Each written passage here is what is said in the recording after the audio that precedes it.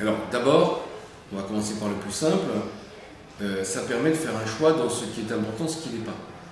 Tout ce qui est publicité, etc., évidemment, ne fait l'objet d'aucun enregistrement. On enregistre tous les courriers qui créent soit un droit, soit qui peuvent créer, à un moment ou à un autre pour la collectivité, l'engagement de sa responsabilité.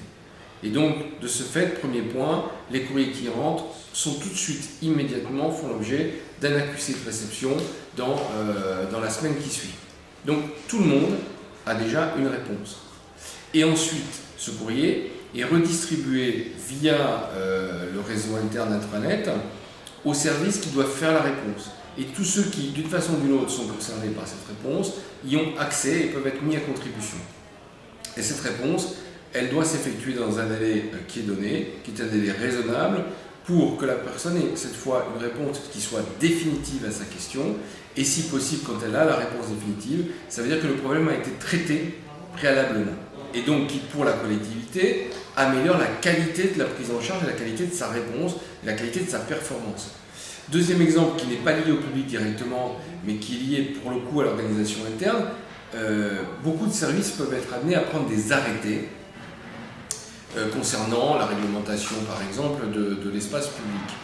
Dans ce cas-là, les arrêtés sont souvent pris un petit peu à la dernière minute, par des services qui n'ont pas forcément de lien ensemble, selon des données juridiques qui sont parfois peuvent prêter à caution, et puis in fine, l'élu ou le maire qui doit signer cet arrêté ne sait pas où il vient et comment il a été contrôlé. À cette occasion, on s'est aperçu que, on le savait, mais en tous les cas, l'outil nous a permis de lui donner sens.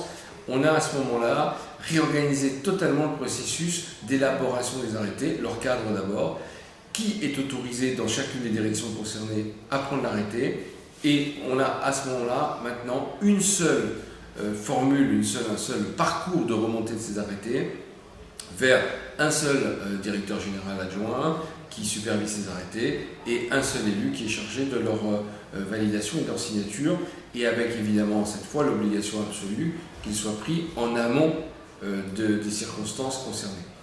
Troisième exemple, l'enregistrement du courrier, il a permis de constater de visu ce qu'on pressent, ce qu'on ressent, ce qu'on imagine mais qu'on ne formalise pas tout le temps, c'est qu'un certain nombre de directions, surtout quand elles sont hors du siège de la collectivité, ont tendance à avoir une vie presque autonome et à ne pas respecter un certain nombre de règles en matière très importante de communication, en matière d'image pour la collectivité, chacun y allant avec un peu de légèreté sur le code couleur, sur le respect des règles de charte de réponse des courriers, sur le fait de bien faire valider les courriers, les faire signer par l'élu responsable ou par le maire.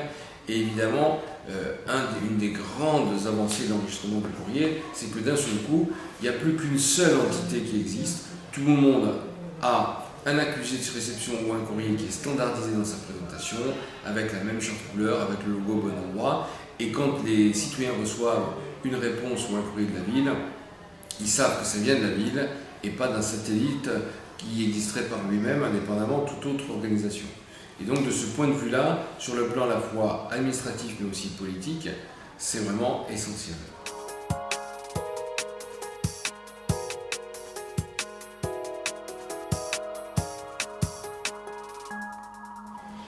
Alors c'est effectivement un outil de pilotage absolument essentiel, au moins sur cet aspect de l'enregistrement du courrier, qui est un élément clé pour une collectivité. Tout part de la demande. La demande, qu'elle soit encore une fois courrier, papier, messagerie, échange verbal, c'est l'élément clé. Et donc quand on maîtrise ça, on maîtrise tout ce qui suit. Parce que souvent, ces éléments vont induire l'organisation du temps de travail de tout un tas de services et de directions. C'est en fonction de ces demandes qu'on va développer, notamment pour tout ce qui est, parce que ce sont souvent des demandes qui sont liées au quotidien des gens, donc espace vert, entretien de la voirie, etc. Ça permet d'organiser un planning et évidemment, ça touche beaucoup à l'organisation, c'est un outil essentiel du management. Après, c'est aussi un outil essentiel de management sur le plan du fonctionnement interne. C'est-à-dire que aujourd'hui, avec les différents process ou les différents logiciels métiers, à partir du moment où ils passent tous de façon transparente par l'intranet, ça permet à la fois d'aller chercher, d'organiser l'information, qui est pléthorique et qui est extrêmement nombreuse. Ça permet évidemment, ça permet en tout cas d'essayer de la rationaliser. Ça permet d'avoir des échanges beaucoup plus rapides, beaucoup plus précis. Ça permet, dans un temps record, à la fois de faire instruire par celui qui a l'expertise, et en même temps ça permet à celui qui va être plus dans la stratégie managériale, voire dans la stratégie politique, de venir le reprendre, l'amender, le compléter. Et ça permet au final, dans un délai record, de proposer au maire, au président, un document parfaitement utilisable et parfaitement correct.